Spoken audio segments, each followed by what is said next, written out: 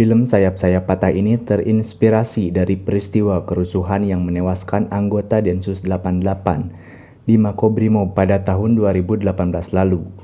Mengisahkan tentang kerusuhan, film aksi drama Indonesia ini juga kental dengan cerita romantis seorang polisi.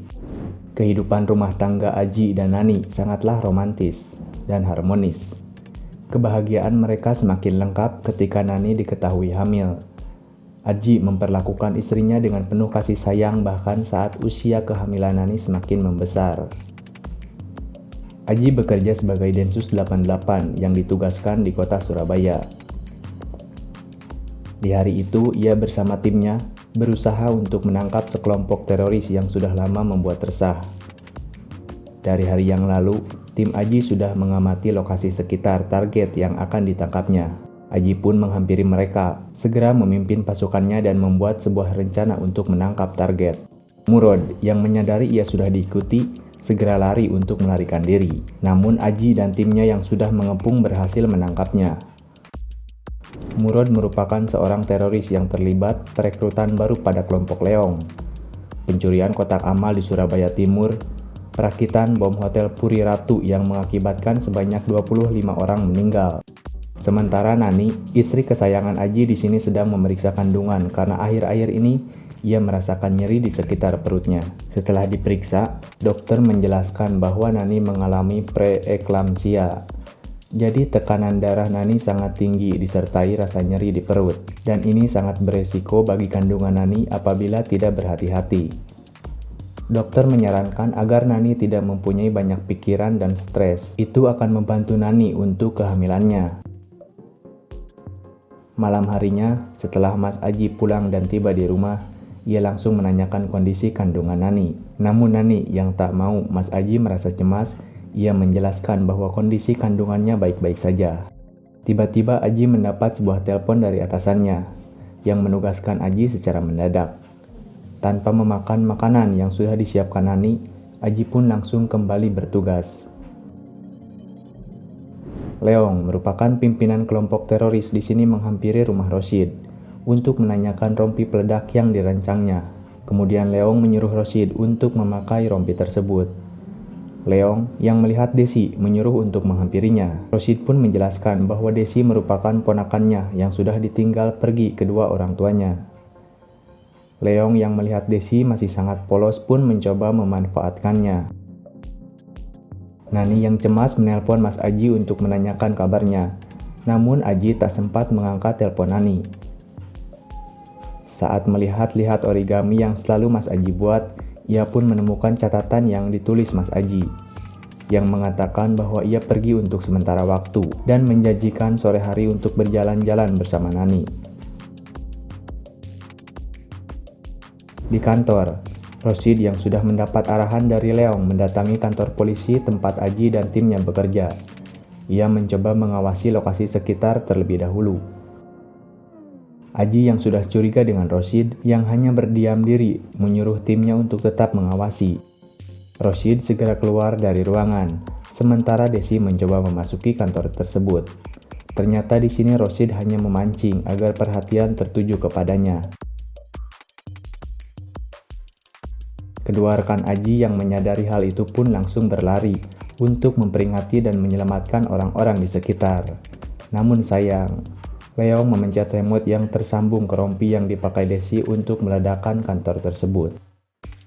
Ibtu Gendis, yang baru mendapat informasi ada ledakan di kantor yang baru ia kunjungi, sangat terkejut dengan segera melihatkan kepada Ibtu Ruslan. Mereka berdua merupakan atasan Aji dari Jakarta yang baru saja mampir menghampiri Aji di kantor. Namun di sini Ruslan mendapat sebuah telepon dari atasannya dan memutuskan untuk melanjutkan perjalanan mereka. Sementara di rumah, Nani yang melihat sebuah berita ledakan yang terjadi di kantor suaminya bekerja, sangat panik dan berusaha untuk menghubungi Mas Aji. Di sini Aji masih tak menyangka dan merasa sangat sedih karena kedua rekan timnya menjadi salah satu korban yang meninggal dalam kejadian tersebut. Nani yang melihat keadaan Mas Aji saat itu langsung menghampiri untuk segera memeluknya. Leong menjelaskan kepada rekannya, Abu Thoyib, bahwa rencana yang pertama sudah selesai. Artinya mereka setengah jalan lagi untuk menuju perjuangannya. Tapi Leong merasa khawatir terhadap Rosid yang harus diyakinkan lagi untuk tetap berada di jalan perjuangan mereka. Abu Thayyib pun menyuruh agar Rosid bisa ikut dengannya saja. Di sini Abu Thayyib akan membuat Rosid menjadi lebih yakin lagi. Leong pun memperkenalkan Rosid dengan Abu dan menyuruh untuk ikut dengannya. Leong juga menitipkan pesan agar Rosid untuk sementara ini tidak menghubunginya dulu. Pagi hari, Nani yang menyadari Aji sudah tak ada di sampingnya pun terbangun dan mencari keberadaannya. Sampai di tempat makan, ia kembali mendapat sebuah pesan dari Mas Aji yang menyuruh Nani menunggu kepulangannya. Di perjalanan, Aji yang baru mendapat rekaman CCTV kejadian kemarin menanyakan Rosid ke salah satu teman kerjanya. Ia pun sangat terkejut setelah mengetahui kalau Desi yang melakukan bom bunuh diri itu merupakan keponakan dari Rashid yang menjadi anak buah Leong. Sementara di Makobrimob Depok, Murod diinterogasi dan ditanyai mengenai pelaku bom bunuh diri kemarin, namun ia mengaku tak mengetahuinya. Kita kembali ke keadaan di Surabaya. Di sini Nani sudah memutuskan untuk pulang ke rumah ibunya di Jakarta karena ia merasa khawatir terhadap suami dan kandungannya. Mas Aji sempat melarangnya, namun di sini Nani menjelaskan bahwa kandungannya bisa keguguran kalau Nani sampai stres.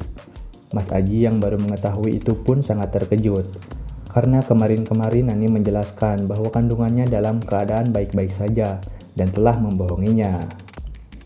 Esok harinya, Nani memberitahu Mas Aji bahwa ia sudah menyiapkan makanan untuknya bersarapan. Nani harus segera pergi karena taksi yang menjemputnya sudah ada di depan rumah. Singkat cerita, Nani pun sampai dengan selamat di rumah ibunya yang sudah menunggu kedatangan Nani. Sementara di Alas Purwo, Banyuwangi, dan di Peneleh, Surabaya, sedang dilakukan penyergapan ke markas Abu Thayyib dan Leong. Tempat itu didapatkan atas sebuah informasi yang didapatkan dari Murod yang diinterogasi di kantor polisi. Setelah mendapat konfirmasi dari komandan, tim Brimob pun menyergap markas teroris tersebut. Di sini terjadi perlawanan dan baku tembak antar polisi dan kelompok teroris. Rosid selamat dalam kejadian itu dan berhasil ditangkap. Leong yang sempat melarikan diri juga berhasil ditangkap oleh polisi yang sudah mengepungnya. Setelah beberapa waktu, Aji pun menyusul Nani ke rumah ibunya. Sementara di dalam penjara, Leong beserta anak buahnya menyusun suatu rencana. Di sini Aji mengabarkan Nani bahwa ia dipindah tugaskan ke Jakarta. Nani yang mendengar hal itu pun sangat senang dan langsung memeluk Aji. Mengetahui ibunya Nani sedang keluar, mereka pun melakukan adegan berkasih sayang. Keesokan harinya, Nani tak menyadari kalau air ketubannya sudah pecah. Aji yang menyadari itu pun segera menghampiri Nani dan berteriak memberitahu ibunya Nani.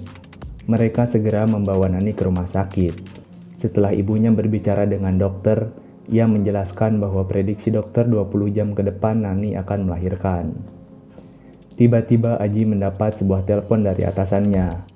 Namun ia meminta izin untuk tidak datang ke kantor karena harus memastikan dan menemani istrinya melahirkan. Karena Nani mengetahui itu hari pertamanya Aji bertugas di Jakarta, ia menyuruh Aji untuk bekerja terlebih dahulu. Meskipun Aji sempat menolak karena ingin memastikan hari kelahiran anaknya itu dalam keadaan baik-baik saja, akhirnya ia pergi ke kantor sementara waktu. Sesampainya di kantor, Ruslan mengajak Aji untuk menginterogasi Murod bersama juga dengan Gendis.